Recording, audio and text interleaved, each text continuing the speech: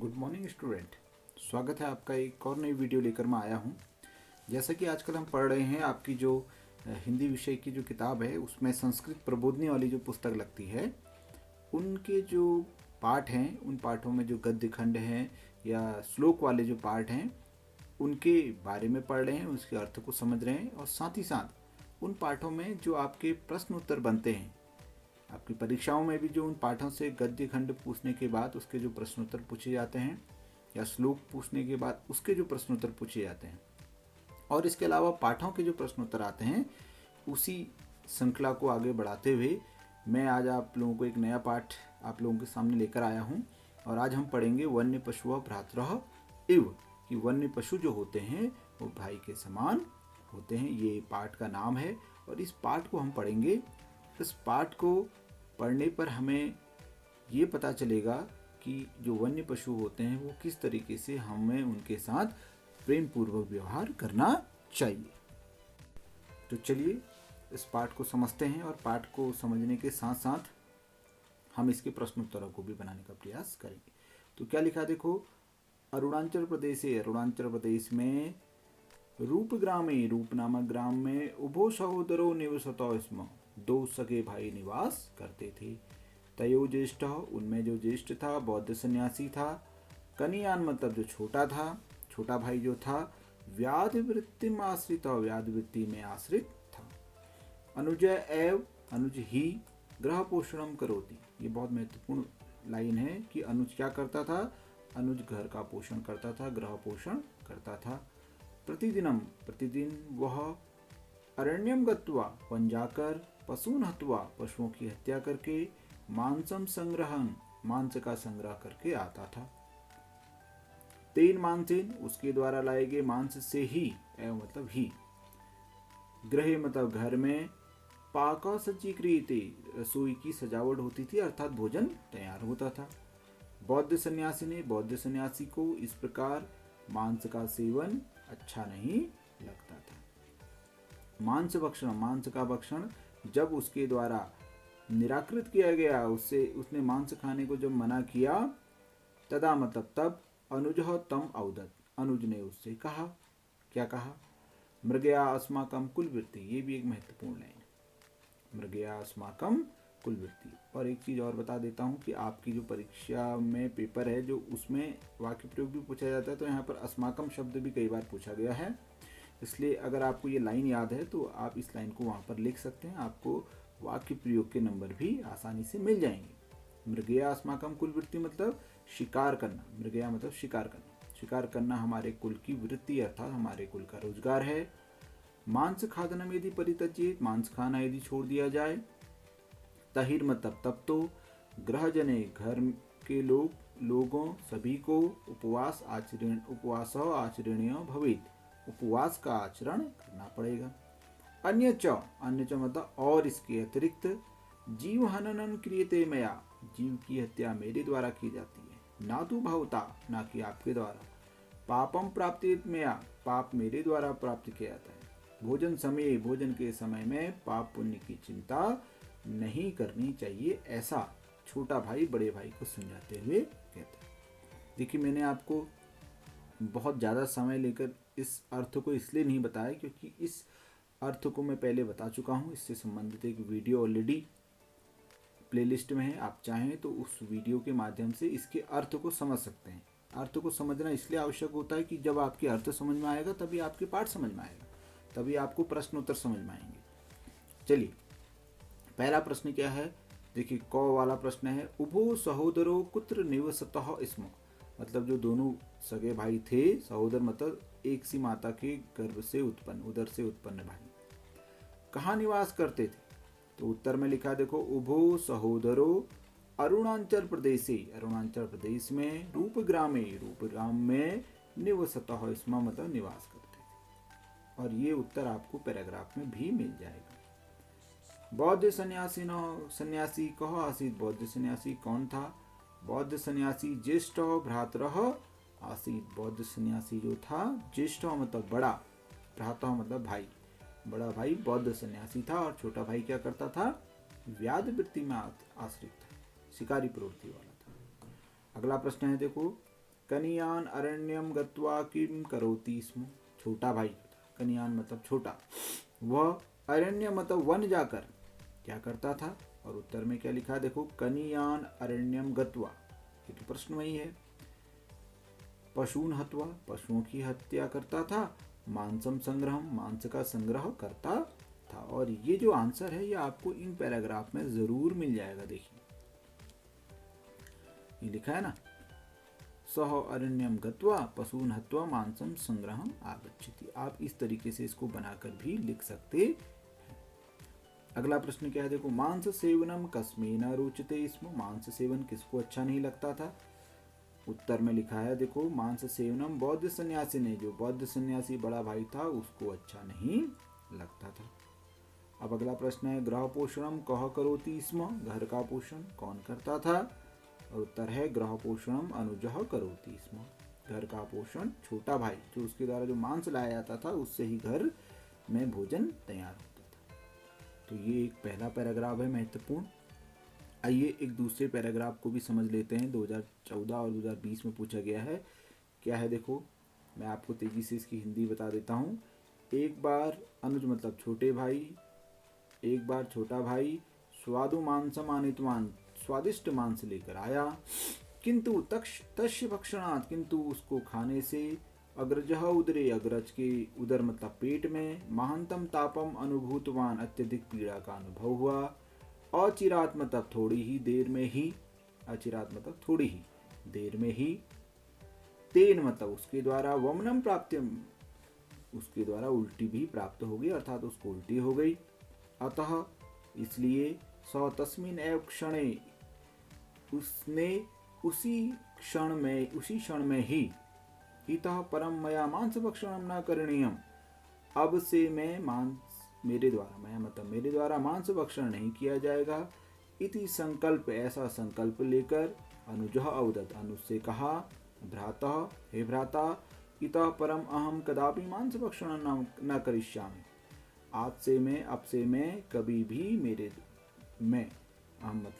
मैं कभी भी मांस भक्षण नहीं करूंगा, ऐसा बड़ा भाई कहता है। फिर आगे क्या कहता है, बड़ा भाई कहता है कि पशु मारणम न युक्तम इति चिंतनम मई अपि अत्यागतम। पशुओं को मारना उचित नहीं है, ऐसा विचार आज ही मुझे आया है। अद्य अरण्ये, अभी छोटा भाई क्या कहता देखो, अद्य अरण्ये मातृ वियोगेन असुनि श्राव्यन मृगशिशु दृष्टा मया। वो कहता है कि आज वन में माता के वियोग से आंसुओं को बहाता हुआ, श्राव्यन मतलब बहाता हुआ, मृगशिशु मेरे द्वारा देखा गया। तस्यैव माता मया हता आसीत मानसाय, उसकी जो माता थी, मया हता मेरे द्वारा मारी गई थी, किसके लिए, मांस के लिए। तस्य मृगशिशु करुण क्रंदनम मम अपि हृदयम द्रावयति। वो कहता है कि उस मृग शिशु के करुण क्रंदन ने मेरे भी हृदय को द्रावयति मतलब पिघला दिया। तथापि मतलब तब भी, एताम कुलवृत्तिम, इस कुलवृत्ति को, अहम त्यक्तुम न हर्यामि, मैं त्यागने में आहार्य नहीं हूँ। यदि त्यज्येत, यदि त्याग दिया जाए, तहिर मतलब तब, जीवन निर्वाह अपि क्लेशाय स्यात्, जीवन निर्वाह ही कष्टकर हो जाएगा, जीवन जीना ही कष्टकर हो जाएगा। तो अब इससे संबंधित प्रश्नोत्तर देख लेते हैं। देखो पहला प्रश्न क्या है, अनुजः कीदृशः मांसम आनीतवान। अनुजः मतलब छोटा भाई, कैसा मांस लेकर आया। तो उत्तर में लिखा है, अनुजः स्वादु मांसम आनीतवान, स्वादिष्ट मांस लेकर आया। दूसरा प्रश्न है, वमनम केन प्राप्तम। वमन अर्थात उल्टी किसके द्वारा प्राप्त हुई, अर्थात किसको उल्टी हुई। वमनम अग्रजेन प्राप्तम, उल्टी जो थी वह बड़े भाई को हुई। देखो गौ वाला क्या कहता है, मांस भक्षणम न करणीयम, मांस भक्षण नहीं करना चाहिए। इति संकल्प, ऐसा संकल्प लेकर। कह मतलब कौन, कम मतलब किसको कहता है, कौन कहता है। मांस भक्षणम न करणीयम इति संकल्प, ऐसा संकल्प। अग्रजः मतलब बड़ा भाई, अनुजम मतलब छोटे भाई को अवदत् मतलब कहता है। कस्य भक्षणात् कस्य उदरे महांतम तापम अजायत, किस चीज के भक्षण करने से किसके उदरे मतलब पेट में, अत्यधिक ताप मतलब पीड़ा का अनुभव हुआ, अत्यधिक दर्द होने लग गया, दर्द उत्पन्न हुआ। और उत्तर में क्या लिखा है देखो, मांसस्य भक्षणात्, मांस के भक्षण के कारण अग्रजस्य उदरे, अग्रज मतलब बड़े भाई के पेट में महानतम तापम अजायत, अत्यधिक पीड़ा उत्पन्न होगी, उसके पेट में अत्यधिक दर्द होने लग गया। फिर अगला क्या है देखो, अनुजेन अरण्ये कह दृष्ट, अनुज मतलब छोटे भाई ने वन में क्या देखा। और उत्तर में लिखा है अनुजेन अरण्ये मातृ वियोगेन, माता के वियोग में अश्रुणी श्राव्यन मृग शिशु दृष्ट, माता के वियोग से आंसुओं को बहाता हुआ मृग शिशु देखा। और ये जो उत्तर है आपको इस पैराग्राफ में जरूर मिल जाएगा, बस आपको बहुत सावधानी से प्रश्न पढ़कर उसका उत्तर ढूंढना है। ये लिखा है देखिए, अरण्ये मातृ वियोगेन अश्रुणी श्राव्यन मृग शिशु दृष्ट, मया मतलब मेरे द्वारा, और एक छोटा भाई इस बात को कह रहा है। फिर अगला क्या है देखो, 4 नंबर का जो प्रश्न है आपका, वो कहता है मृग शिशु माता कथाम हता, मृग शिशु की माता किस लिए मारी गई। और उत्तर है देखो, मृग शिशु माता मांसाय, मांस के लिए, हता मतलब मारी गई। फिर अगला प्रश्न है देखो, अनुजः स्वादु मांसम कस्मै आनीतवान, अनुज मतलब छोटा भाई जो था स्वादिष्ट मांस किसके लिए लेकर आया। तो उत्तर में लिखा है अनुजः स्वादु मांसम अग्रजाय मतलब बड़े भाई के लिए, आनीतवान मतलब लेकर आया। अगला प्रश्न क्या है देखो, अग्रजः उदरे किम अनुद्भूतवान, एक सा प्रश्न है, कई बार पूछा गया है। तो उत्तर में क्या है देखो, अग्रजः उदरे महानतम तापम अनुभूतवान, अग्रज अर्थात बड़े भाई के पेट में अत्यधिक पीड़ा का अनुभव हुआ। अग्रजः अनुजम किमवदत्, अग्रज मतलब बड़े भाई ने, अनुज मतलब छोटे भाई को क्या कहा। तो अग्रजः अनुजम अवदत्, बड़ा भाई छोटे भाई से कहता है, भ्रातः इतः परम अहम कदापि मांस भक्षणम न करिष्यामि, कि अब से मैं कभी भी मांस भक्षण नहीं करूंगा, ऐसा बड़ा भाई कहता है। चलिए एक तीसरा और अंतिम महत्वपूर्ण पैरा है, इसको भी देख लेते हैं। क्या कहता है देखो, फिर उसके बाद बड़ा भाई मृग शिशु का रूप धारण करता है और छोटे भाई से कहता है कि तुम मेरा पीछा करो, अगर शाम तक मुझे मार दोगे तो तुम शिकारी प्रवृत्ति अपनाए रहना, नहीं तो तुमको भी इस प्रवृत्ति को छोड़ देना चाहिए। और फिर जब वो एक दूसरे का पीछा करते हैं, शाम को थक जाते हैं। उसके बाद क्या है देखो, सायं नितराम श्रांतो, शाम के समय में, नितराम मतलब अत्यधिक, श्रांतो मतलब थका हुआ, पिपासित प्यासा, अनुज छोटा भाई था, कश्चित कूपस्य समीपम गत्वा, किसी कुएं के समीप जाकर, जलम उद्गृत जल निकालने के लिए, पातु घटम उन्नीतवान, वो जो पात्र था उसको कुएं में डालता है। किंतु तावता अनीति दूरे, लेकिन तभी, अनीति दूरे मतलब थोड़ी ही दूर में ही, म्लान मुख मतलब उदास मुख वाला, पिपाशाकुल मतलब प्यास से व्याकुल हिरण उसके द्वारा देखा गया। अग्रजाय मतलब बड़े भाई, हिरण के लिए जल देना चाहिए। तात्तव्यम इति यावत, जैसा ही यह विचार अनुज अचिंत्य, जैसा ही इसको छोटा भाई सोचता है, तावता मतलब तभी उसका जो सहायक, शुनकः मतलब शिकारी जो कुत्ता था, भसन अर्थात भौंकते हुए मृग की दिशा में दौड़ता है। एतस्मात् भीतो हिरण, इससे डरा हुआ हिरण, पिपासित प्यासा, क्लांतो मतलब थका हुआ, प्यासा और थका हुआ, अनुजम कातरता पश्यन, अनुज को कातरता की दृष्टि से, दया भाव की दृष्टि से देखते हुए, ततः अधावत वहां से भाग गया। फिर अब देखो इसके प्रश्न क्या है देखो, सायं कह कूपस्य समीपम गत्वा जलम पातुम घटम उन्नीतवान, शाम को कौन कुएं के समीप जाकर जल निकालने के लिए जो पात्र है उसको घट में डालता है। तो यह है सायं नितराम श्रांत पिपासित अनुज, कह की जगह पे क्या लिख देंगे, अनुज। सायं अनुज कूपस्य समीपम गत्वा जलम पातुम घटम उन्नीतवान, ऐसा लिखा जा सकता है। फिर अगला क्या है देखो, अनीति दूरे अनुजेन कह दृष्ट, थोड़ी ही दूर में छोटे भाई ने किसको देखा। और उत्तर में अनीति दूरे अनुजेन म्लान मुख, मतलब उदास मुख वाला पिपाशकुल, प्यास से व्याकुल हिरण देखा। अनुजः किम अचिंत्यत, अनुज ने क्या सोचा। और उत्तर में लिखा है अग्रजस्य, बड़े भाई अग्रजाय हिरणाय जलम दातव्यम इति अनुजः चिंत्यत, बड़े भाई हिरण के लिए जल देना चाहिए, ऐसा छोटा भाई सोचता है। फिर अगला है देखो, कीदृश हिरण अनुजम कातरतया पश्यन तथा अधावत, कैसा हिरण छोटे भाई को दया भाव की दृष्टि से देखता हुआ वहां से भाग गया। तो लिखा है भीत हिरण, डरा हुआ हिरण, पिपासित प्यास से व्याकुल, क्लांत थका हुआ, अनुज को कातरता की दृष्टि से देखते हुए वहां से भाग गया। अब एक प्रश्न व्याकरण का देखो, मृगदिशी अत्र प्रयुक्ता विभक्ति क्या। मृगदिशी जो एक शब्द है यहाँ पर कौन सी विभक्ति का प्रयोग किया गया है। तो यह है मृगदिशी अत्र प्रयुक्ता विभक्ति सप्तमी आसीत, मृग की दिशा में, अधिकरण में पे पर होता है। तो ये व्याकरण से संबंधित है। मैंने आपसे पहले भी कहा है अगर आपको सटीक सी जानकारी है तभी व्याकरण वाला प्रश्न हल करें, अन्यथा अपने जो पाठ हैं और जो पैराग्राफ है उसके जो प्रश्न उत्तर है उन्हें ही बनाने का प्रयास करें। चलिए इसके कुछ प्रश्न उत्तर हैं, लगभग 10 हैं, इन्हें भी तेजी से समझ लेते हैं। पहला क्या है, अरुणाचल प्रदेश से रूपग्रामे को निवसतो इसमें, अरुणाचल प्रदेश रूपग्राम में कौन निवास करता था। अरुणाचल प्रदेश से रूपग्रामे सहोदरो निवसतो इसमें, क्या लिखना है, केवल सहोदरो निवसतः इसमें। और कितने बार पूछा गया आप बेहतर समझ सकते हो ये प्रश्न कितने बार आया। तो को की जगह पर सहोदरो आ गए। कस्मे मांस सेवनम या मांस भक्षणम न रोचते, किसको अच्छा नहीं लगता था मांस सेवनम।